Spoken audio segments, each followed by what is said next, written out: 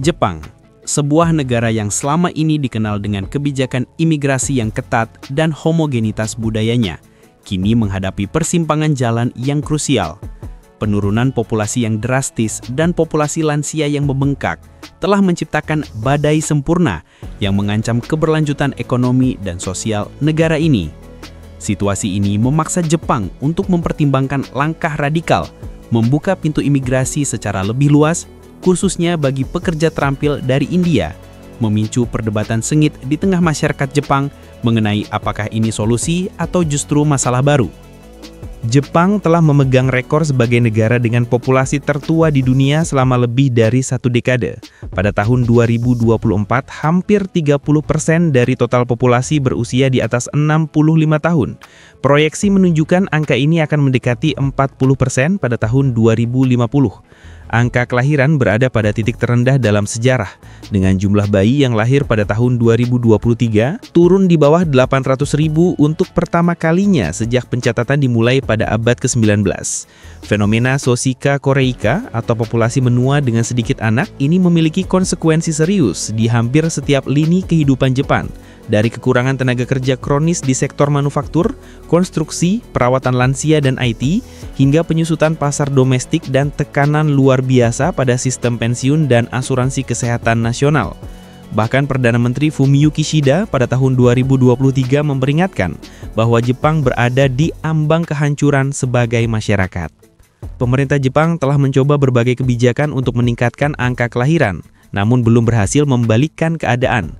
Robotisasi dan otomatisasi, meskipun Jepang adalah negara dunia dalam penggunaannya, tidak dapat mengisi semua peran yang membutuhkan empati, kreativitas, atau pemecahan masalah kompleks. Dalam kondisi ini, imigrasi massal menjadi satu-satunya pilihan yang tersisa.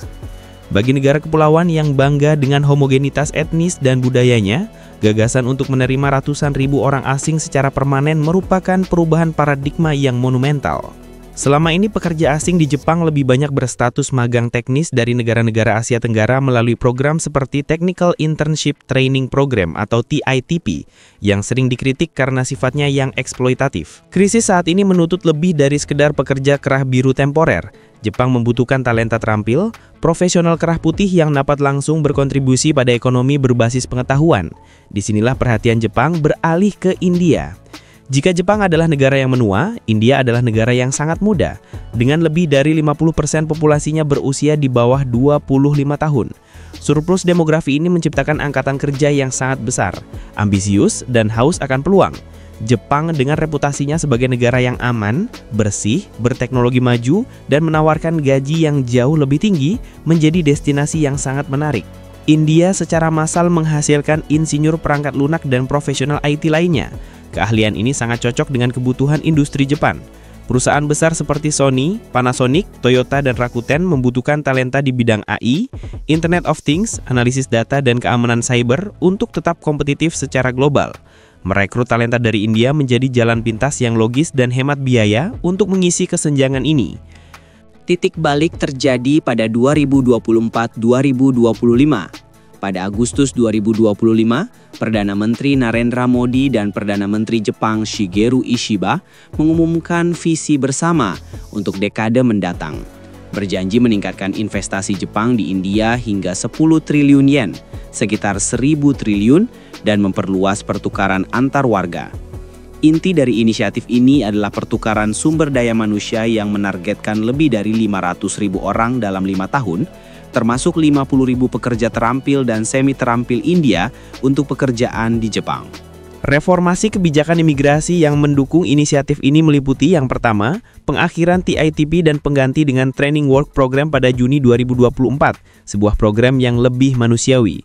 Yang kedua, perluasan visa spesialis skilled worker atau SSW yang diperkenalkan pada tahun 2019, menargetkan 820.000 pekerja asing dalam 5 tahun dari 2024 untuk mengisi peran esensial visa SSW diperluas ke 9 industri tambahan pada Juni 2023. Dan per April 2025, langkah-langkah inklusi baru telah diterapkan dengan penekanan pada kewajiban pemberi kerja untuk mendukung koeksistensi multikultural.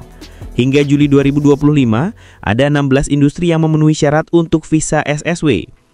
Yang ketiga, peluncuran visa digital nomad baru pada 2025 memudahkan masuk bagi profesional jarak jauh, banyak diantaranya dari India. Dan yang terakhir, pemerintah Jepang juga mengumumkan program visa baru yang bertujuan menarik pekerja terampil dari Nigeria dan India pada Agustus 2025.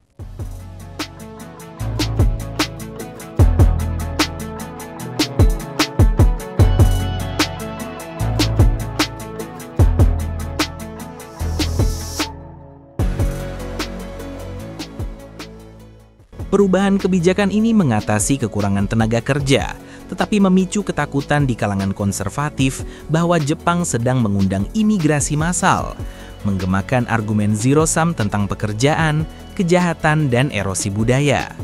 Sentimen publik memburuk dengan cepat, diperparah oleh misinformasi. Rumor menyebar di media sosial bahwa Jepang memberikan kota-kota kepada negara Afrika melalui program Kampung Halaman Japan International Cooperation Agency JICA untuk Nigeria dan Tanzania. Padahal, program itu hanyalah pertukaran budaya. Namun histeria anti-asing yang menyamakan imigran India dengan ancaman ini menyebabkan kerusakan. Bahkan kantor JICA diserbu pada 28 Agustus 2025. Bubuk mesyur meledak pada 30 Agustus 2025 di Osaka. Ribuan orang, diperkirakan lebih dari 3.000, berbaris dari Umeda melalui distrik komersil utama, diorganisir oleh kelompok nasionalis yang meneriakan "Hentikan imigrasi". Protes secara spesifik menargetkan Pakta India-Jepang, memandang target 500.000 pertukaran sebagai pintu Troya bagi influx India tak terkendali. Rally Osaka bukan peristiwa terisolasi. Demonstrasi menyebar ke Tokyo dan kota lain didorong oleh retorika sayap kanan. Hingga September 2025, semangat anti-imigran meresap ke pinggiran seperti Kawaguchi. Pemilu Dewan Tinggi Juli 2025 semakin memperkuat kerusuhan, di mana partai sayap kanan Sanseito yang berkampanye dengan platform Jepang dahulu, mirip pesan Trump, meraih kemenangan mengejutkan. Terobosan Sanseito mencerminkan tidak hanya xenofobia, tetapi juga frustasi terhadap penanganan ekonomi Partai Demokrat Liberal LDP, memberi partai itu kepemilikan isu atas identitas nasional. Dukungan profil tinggi menambah bahan bakar. Pada 2 September 2025, Elon Musk men-tweet dukungan untuk rally Osaka memuji sikap modest melawan imigrasi di negara dengan populasi asing rendah, menarik perbandingan dengan dukungannya terhadap AfD Eropa. Sorotan global ini memperkuat pengawasan dengan pemimpin oposisi menuntut tinjauan ketegangan sosial. Di balik demonstrasi politik, kedatangan puluhan ribu warga India, terutama di area tertentu seperti Nishikasai di Tokyo yang dijuluki Little India, menciptakan laboratorium sosial yang menguji teori-teori integrasi. Perbedaan mendasar antara budaya Jepang dan India seringkali menimbulkan gesekan dalam kehidupan sehari-hari. Persepsi suara. Masyarakat Jepang menghargai kesunyian di ruang publik sebagai bentuk penghormatan, sementara budaya India sangat komunal dan auditori, merayakan kehidupan dengan suara. Sistem pemilahan sampah.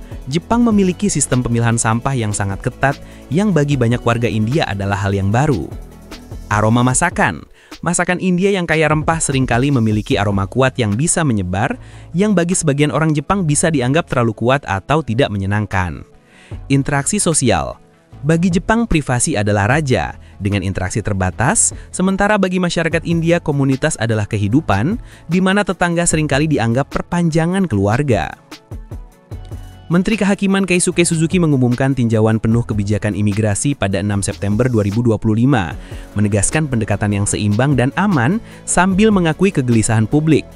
Pemerintah menyanggah misinformasi, menyangkal pemberian masalah dan menekankan manfaat ekonomi migrasi terampil. Aturan lebih tegas untuk deportasi pengungsi dan pemeriksaan residensi berlaku mulai Juni 2025, bertujuan membatasi tinggal ilegal. Namun reaksi balik ini mengungkap perpecahan yang mendalam. Kota seperti Hamamatsu menyambut talenta India, menyoroti potensi multikultural, sementara daerah dengan populasi asing yang tumbuh melaporkan permusuhan yang meningkat. Pada Oktober 2025, perdebatan terus bergolak. Dari perspektif India, pertukaran ini dipandang sebagai peluang timbal balik, mendorong pertumbuhan tanpa label imigrasi yang mengkhawatirkan Jepang, tetapi protes menandakan perhitungan ulang masyarakat. Masa depan Jepang bergantung pada keseimbangan antara kebutuhan ekonomi dan pelestarian budaya yang menjadi tetrop di era migrasi global. Di tengah gemuruh protes dan reformasi yang saling bertabrakan, Jepang berdiri di persimpangan krusial, yaitu kebutuhan mendesak akan talenta global untuk menyelamatkan ekonomi yang menyusut. Versus panggilan kuat untuk menjaga identitas kultural yang telah menjadi pondasi nasional selama berabad-abad. Hingga Oktober 2025, inisiatif dengan India menjanjikan pertumbuhan timbal balik, namun gelombang xenofobia yang dipicu misinformasi mengancam merobak jaringan sosial yang rapuh, memaksa pemerintah berjalan di atas tali titis antara inovasi dan isolasi. Kini pertanyaannya adalah, apakah Jepang mampu merangkul multikulturalisme tanpa mengorbankan harmoni internalnya?